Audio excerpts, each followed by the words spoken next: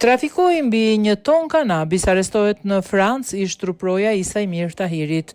Është arrestuar në Francë Paul Agustin Deda, ish truproja i Isaimir Tahirit, i dënuar me burg nga GKK për trafikimin e mbi 1 ton kanabis. Sipas policisë, Paul Deda, 50 vjeç, ka bashkëpunuar me shtetas shqiptar dhe italian për të trafikuar drogën e kultivuar në Shqipëri drejt barit, ku sasia prej 1 ton kanabis u sekuestrua nga policia italiane. Gjatë aksionit në Itali u arrestua gjithashtu edhe 2 anëtar të tjerë të grupit kriminal.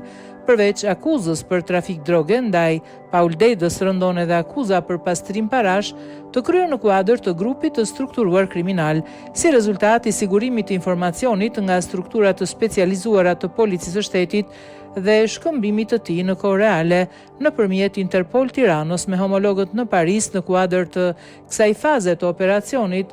Edhe Wanted, policia franceze lokalizoi dhe arrestoi me qëllim ekstradimin në Shqipëri shtetasin shqiptar të shpallur në kërkim ndërkombëtar, PD 50 vjeç.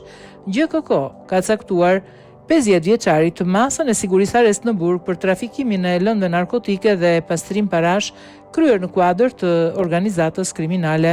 Nga hetimet e kryera dyshohet se shtetasi PD në bashkëpunim me shtetas shqiptar dhe italian kanë tentuar të trafikojnë në Itali nëpërmjet rrugës detare 1016 kg lëndë narkotike kanabisativa të kultivuar në Shqipëri. Sasia e lëndës narkotike u sekuestrua në bari nga policia italiane, ku gjithashtu u arrestuan 2 pjesëtar të kësaj organizate kriminale, njoftoi policia.